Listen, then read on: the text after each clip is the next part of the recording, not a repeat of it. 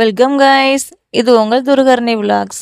இன்னைக்கு நம்ம சேனலில் என்ன பார்க்க போகிறோன்னா பலாக்காய் கில்லி பிரியாணி செய்வது எப்படின்னு வாங்க பார்க்கலாம். நான் ஒரு குக்கர் எடுத்திருக்கேன். குக்கரில் 4 டீஸ்பூன் ஆயில் சேர்த்துருக்கேன்.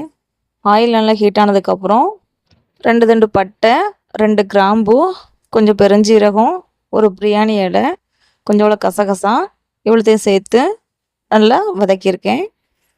ஸ்பைசஸ்லாம் நல்லா வதங்கினதுக்கப்புறம் 2 பெரிய வெங்காயத்தை நீளமாக கட் பண்ணி வச்சுருக்கேன். அதை ஆட் பண்ணிக்கலாம். அது நல்லா வதங்கட்டும். அதுக்குள்ளே நம்ம ஒரு மிக்ஸி ஜார் எடுத்து 2 துண்டு இஞ்சி, கொஞ்சம் பூண்டு, கொஞ்சம் பட்டை, கிராம்பு, பிரியாணி இலைலாம் சேர்த்து நல்லா கொரன்னு அரைச்சிட்டு அதை மிக்ஸ் பண்ணிக்கலாம். நல்லா பச்சை வாசனை போகிற வரைக்கும் நல்லா வதக்கிக்கிடலாம். இப்போது நான் 2 பெரிய சைஸ் தக்காளி பழத்தை நல்லா சின்னதாக கட் பண்ணி வச்சுருக்கேன். அதை ஆட் பண்ணி நல்லா வதக்கி எடுத்துக்கலாம். நல்லா வதங்கினதுக்கப்புறம் ஒரு கொத்து கொத்தமல்லி இலை, கொஞ்சம் புதினா இலை எல்லாம் சேர்த்து நல்லா வதக்கிக்கிடலாம். நான் ஒரு பலாக்காய் எடுத்து தோலெல்லாம் சீவிட்டு நான் சின்ன சின்ன பீஸாக கட் பண்ணி வச்சுருக்கேன். இப்போ அதை ஆட் பண்ணிக்கலாம். ஆட் பண்ணிவிட்டு உப்பு சேர்த்துக்கலாம். நல்லா வதங்கினதுக்கப்புறம் மசாலா ஆட் பண்ணிக்கலாம். நான் 2 டீஸ்பூன் தனி மிளகாய் தூள் ஆட் பண்ணியிருக்கேன்.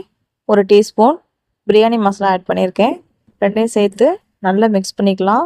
அடி பிடிக்கிற மாதிரி இருந்துச்சுன்னா கொஞ்சம் தண்ணி சேர்த்து ஆட் பண்ணிக்கோங்க. நான் அந்த 1/4 பிடிக்கு 1/4 பிடி பாசுமதி அரிசி எடுத்து 1/2 மணி நேரம் ஊற வச்சு எடுத்திருக்கேன். 1 காப்பிடிக்கு 2 காப்பிடி தண்ணி சேர்த்தா கரெக்டாக இருக்கும். இப்போ தண்ணி சேர்த்துக்கலாம்.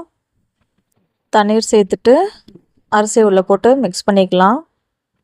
உப்பு காரம் கரெக்டாக இருக்கான்னு செக் பண்ணிக்கோங்க. தேவைப்பட்டால் ஆட் பண்ணிக்கோங்க. ஆட் பண்ணிவிட்டு குக்கரை மூடி போட்டு மூடிட்டு ஒரு 2 விசில் வர வரைக்கும் வச்சு எடுத்துக்கலாம். இப்போ 2 விசில் வந்துடுச்சு. இப்போ ஓப்பன் பண்ணி பார்க்கலாம். பார்க்கவே சூப்பராக இருக்குங்க. அவ்வளோதாங்க, பலாக்காய் கில்லி பிரியாணி ரெடி ஆகிடுச்சு. நீங்களும் இதே மாதிரி ட்ரை பண்ணி பார்த்துட்டு எப்படி இருந்துச்சுன்னு சொல்லி மறக்காமல் எனக்கு கமெண்ட் பண்ணுங்கள். இந்த வீடியோ உங்களுக்கு பிடிச்சிருந்துச்சுன்னா லைக் பண்ணுங்கள், ஷேர் பண்ணுங்கள். தேங்க்யூ.